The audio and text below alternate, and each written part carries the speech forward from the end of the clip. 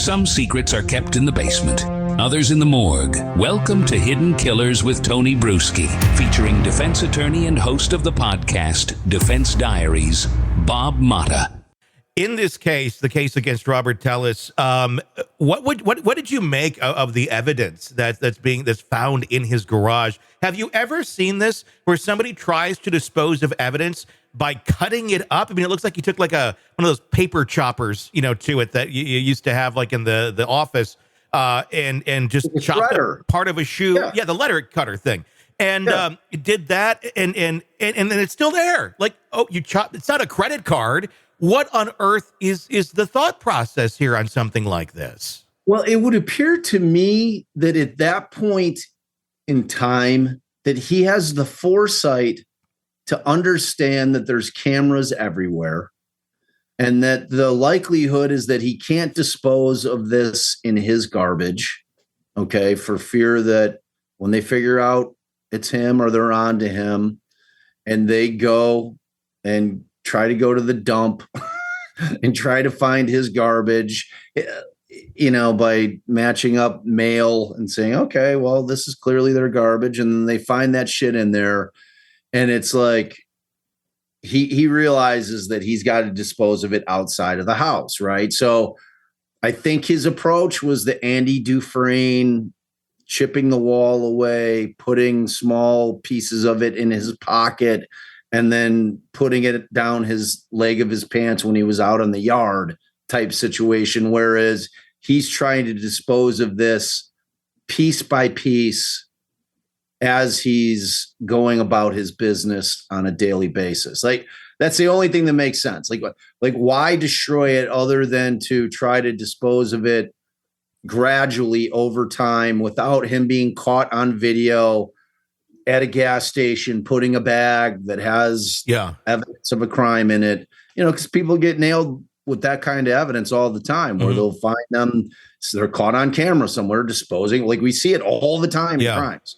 So, like, for some reason, this guy seems to have thought of that, yet just completely shit the bed on every other aspect of this crime, including that, because he was taking so long. By the time like he had to realize that Jeff Gurman had gotten a piece of him during this knife fight, right? That, like, in defense of himself, that Gurman must have gotten a scratch in. Like, and I would not put it past Jeff Gurman, who was a ballsy dude. Like, I have a lot of respect for what he did as an investigative reporter. I mean, he went nose to nose with, like, straight up mobsters, Chicago mobsters. I actually went to school with two of the Spilatro kids. I don't know if they were Tony's, but he was going nose to nose with Tony Spilatro out in Vegas back when the Mafia was running the casino game out there. And this guy was fearless, man. So I would not put it past him that he, while in the midst of this guy killing him, was going to solve the crime by just digging his nails into this guy somewhere in order to leave the evidence that law enforcement would need to track to him. Yeah. Which is what happened, man. I mean, like, within 5 days, as soon as they rushed it through the lab, and I don't know under what circumstance they had Tellis's DNA in the database, but they got the match. Like, I don't know if that's something that, like, is, maybe that's a law now. If you're a public official, you have to submit your DNA, and it's going to be in the database. Like, I don't know, but they were able to make the connection. As far as I know, they didn't have to use IgG.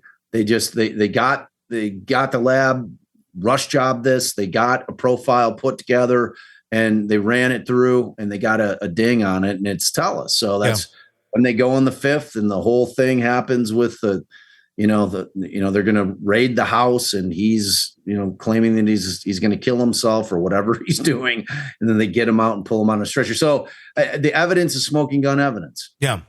I mean, it really is. It seemed he got really paranoid at the end, almost, where wasn't thinking ahead on anything else, but suddenly, oh shit, I gotta chop this stuff up. I mean, again, there's 1,000 ways you can dispose of this shit without really getting caught, but he chose, again, a very bizarre way of doing it all.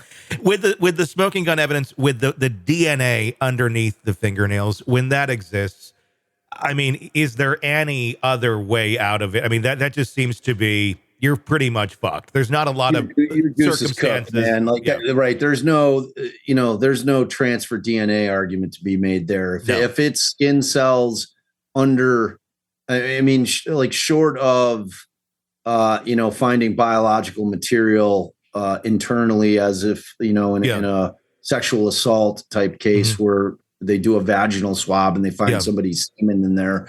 Like, short of that, I don't know that there's better DNA evidence than finding somebody's skin cells under somebody's fingernails that is deceased. That's pretty powerful. There's not many workarounds. From like, because with trace DNA and transferred DNA, I mean, you can make the argument. You could, like, we pick up other people's DNA all over the place. It's just happens to be on your hand, or they find a hair or something. I mean, like, things like that can transfer. Like, there could be explanations for that. For this, I don't know. It's tough. Yeah, it's really just kind of I know there's no such thing as like an open and shut case, but this seems pretty damn close to it. It's pretty open and shut too. Yeah, I don't think there's going to be a whole lot to argue.